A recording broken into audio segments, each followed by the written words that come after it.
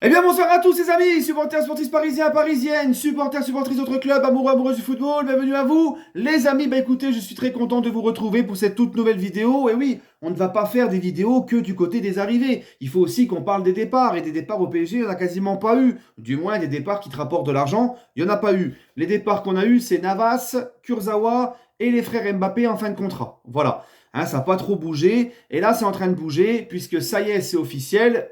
Un se rajoute à la liste des départs, c'est Moscardo qui donc rejoint le Stade de Reims en prêt. D'ailleurs, supporters, supportrices de Reims, vous aussi, je vous souhaite la bienvenue, ça vous concerne.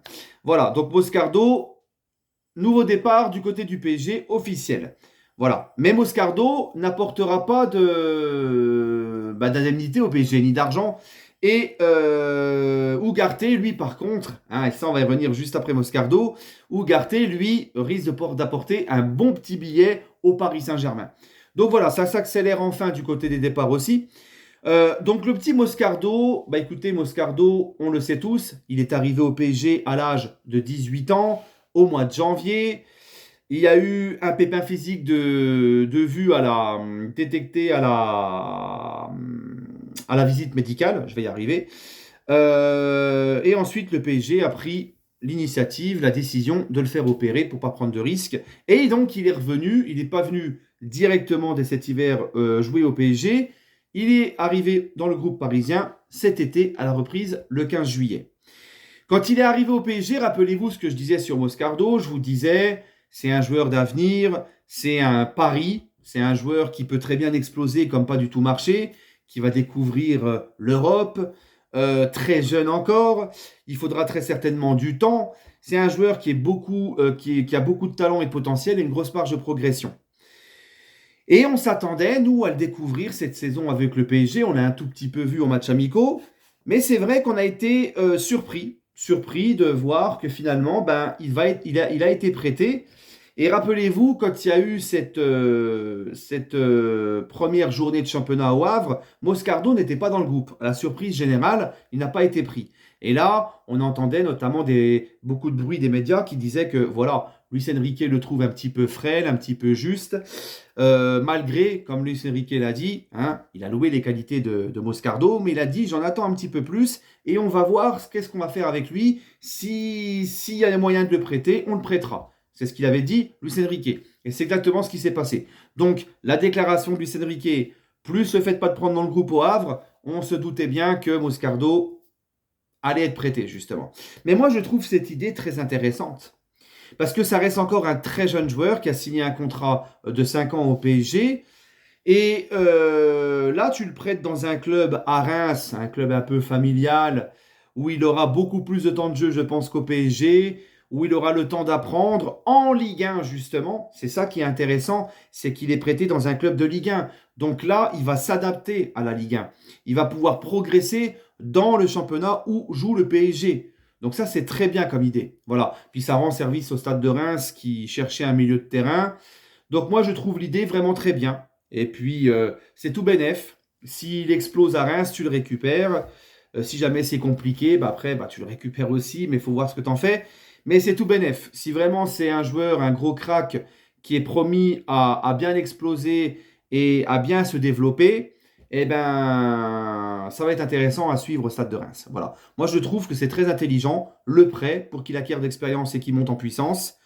Et surtout dans le championnat de France, là où évolue le PSG. C'est très bien, c'est une très bonne idée. Ça me fait un peu penser à l'époque à Rabiot, quand on l'avait prêté à Toulouse, rappelez-vous. Voilà, moi je pense que ce prêt va lui faire le plus grand bien et je suis très content. D'accord. Bref, maintenant les amis, on va parler de Ugarte. Ugarte, les gars, on le sait tous, Ugarte, il a signé au PSG pour 60 millions, fallait faire péter la clause pour le faire sortir du Sporting. Beaucoup d'espoir placé en lui. C'est un joueur qui était parmi les meilleurs milieux de terrain de son championnat. Il est arrivé en tant que crack au PSG.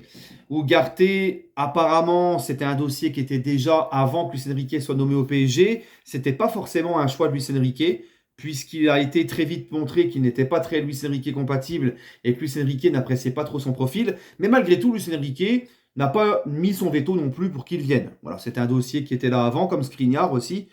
Et Luis Enrique n'a pas mis son veto pour qu'il vienne. Il s'est peut-être dit, bon, on verra bien et tout. Mais en tout cas, c'était pas un joueur vraiment désiré par Luis Enrique. C'était pas son choix. Voilà. Mais bon, comme je vous l'ai dit, Luis Enrique venait d'arriver au club. Il n'a pas mis son veto. Il a voulu voir. Ugarte nous a beaucoup plu au début de saison. Il nous a beaucoup plu. Et ensuite, ça s'est un petit peu dégradé, notamment son match où il prend l'eau à Newcastle. Rappelez-vous, avec le milieu à deux. Et puis ensuite, on n'a jamais retrouvé le Ugarte du tout début de saison, qui nous avait tous agréablement surpris. Et Luis Enrique, au fur et à mesure de la saison, ne le faisait pratiquement plus jouer. On le voyait très peu. Donc on s'en est douté, je vous en ai parlé en début de mercato, là. Je vous disais, ça va être compliqué pour Ugarte de rester. On le savait tous, qu'il ne rentrait pas dans les plans du coach. Maintenant, il faut quand même louer une chose, c'est que le petit Jamel sur Twitter, qui est très bien renseigné, nous a indiqué que malgré tout, Manuel Ugarte, le fait qu'il n'a pas été pris dans le groupe avec le PSG, qu'il n'a même pas été pris non plus pour les matchs amicaux, il est sur le départ, il s'est montré professionnel jusqu'au bout et s'est donné à 200% à l'entraînement jusqu'au bout. Donc c'est un mec qui aura, même l'année dernière, quand il ne jouait pas beaucoup, c'est un mec qui aura toujours montré un état d'esprit irréprochable, un professionnalisme exemplaire, donc on peut que le remercier pour ça. Et là, ce qui est vraiment un gros coup pour moi, pour le PSG, là où il faut dire bravo quand même aux dirigeants, c'est qu'il va être vendu à Manchester United, de ce qu'on entend, il va être vendu pour environ 60 millions. Ça veut dire que le gars, c'est un échec dans ton club. Au bout d'un an, il part. Deuxième partie de saison, il n'a quasiment pas joué. Tu arrives quand même à le revendre au prix que tu l'as acheté. Donc ça, franchement, c'est très fort de la part des dirigeants parisiens. Donc autant pour lui et pour nous, eh ben, c'est très bien qu'il aille à Manchester et que nous on récupère de l'argent. Tu fais pas de plus-value sur lui parce que tu le vends au même prix, mais au moins tu perds pas d'argent. Et je pense que ces 60 millions d'euros là sont aussi les bienvenus. Et peut-être que le PSG attend ça pour continuer à faire des arrivées. Pourquoi pas Sancho ou Lookman ou parce qu'on en entend des choses sur le mercato. Sancho ne viendra pas, Lookman, l'Atalanta ne veut pas le faire venir. Vous savez comment ça se passe ce mercato. Il y a beaucoup de poker menteurs, il y a beaucoup de retournements de situation, tout peut aller très vite, on ne sait pas. Puis voilà, donc on verra.